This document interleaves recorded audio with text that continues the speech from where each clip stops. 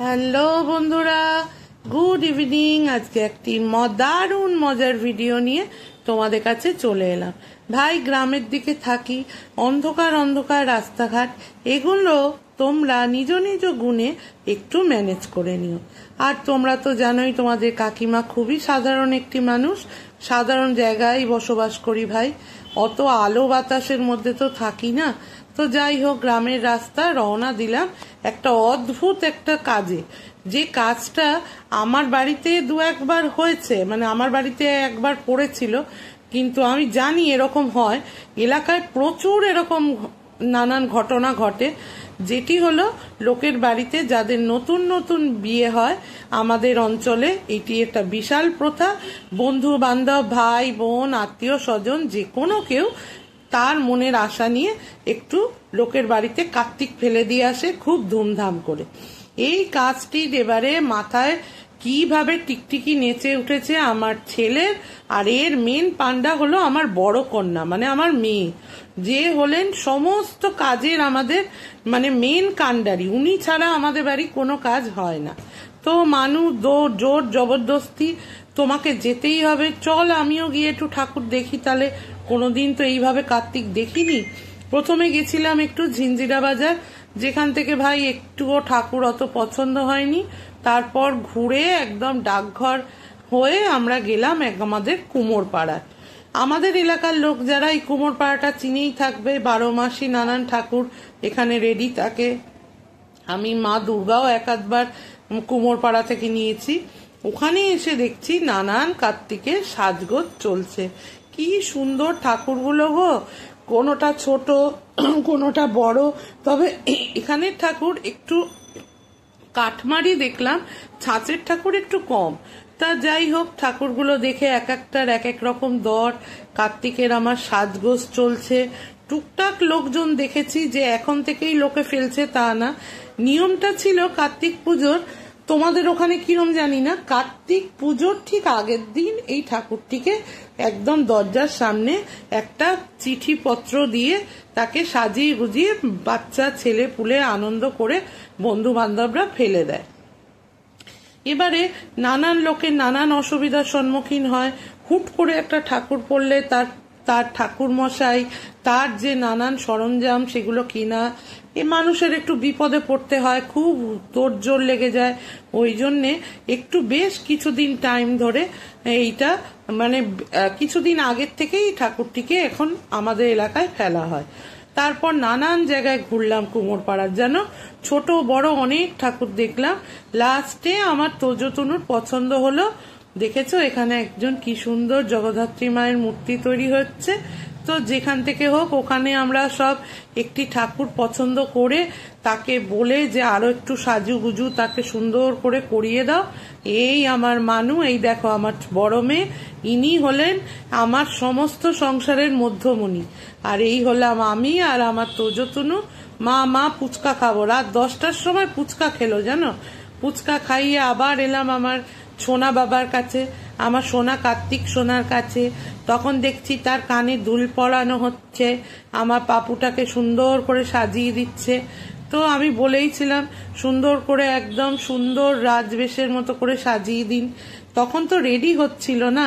রাত্রিবেলাও কত লোক দেখছি গো, ছোট বড় নানান ঠাকুর নিয়ে গিয়ে লোকের বাড়ি বাড়ি ফেলছে, ভ্যানে করে। আবার আমরা তো অটো নিয়ে গেছি, এবারে অটোতে নিয়ে কার্তিককে নিয়ে বসবে তো তার মামাই, মামা ছাড়া এই কাজটা কেউ করতেও পারবে না।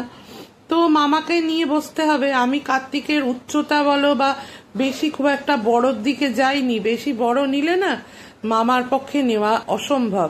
এই দেখো মামার কোলে ছোট্ট বাবু নিয়ে তারা এই মহা আনন্দটা করে লাস্টে সেই, আমি তো এক জায়গায় লুকিয়েছিলাম, আমি তো ওই ধারেই যাইনি, সামনেই যাইনি, কেউ যায় নাকি এগুলো দেখতে।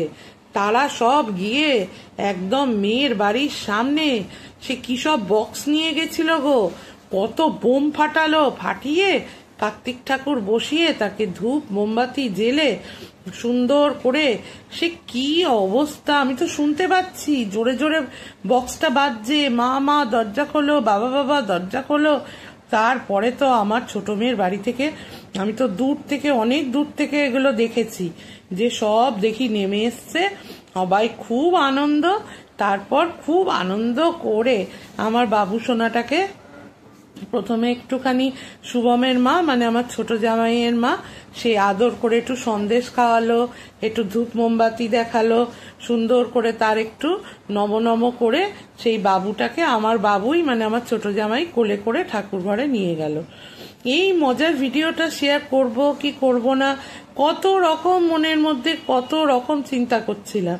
আর আমার বড় মেয়ে, ওমা খুব সুন্দরই তো হয়েছে, কি হয়েছে, আমাদের এলাকাটা একটু অন্ধকার বলে কি লোকে কি অত ভিডিও করে না? আমি না মানু, আমাদের অত লাইটের ব্যবস্থা নেই, আমরা তো একটু গ্রামাঞ্চলের দিকে, তারপর কেমন দেখাচ্ছে, আবার দেখালে কেমন মানুষজন কিভাবে নেবে।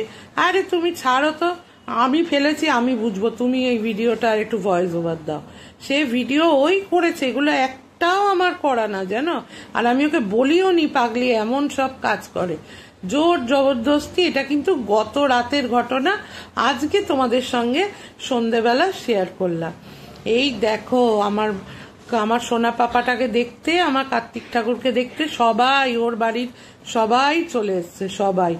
এই যে আমার ছোট জামাই, তার মা, ওই পিছনে দাঁড়িয়ে আছে আমার দিয়ার, ওখান দিয়ে উকি মারছে কার্তিকের মা, মানে আমার ছোট মেয়ে।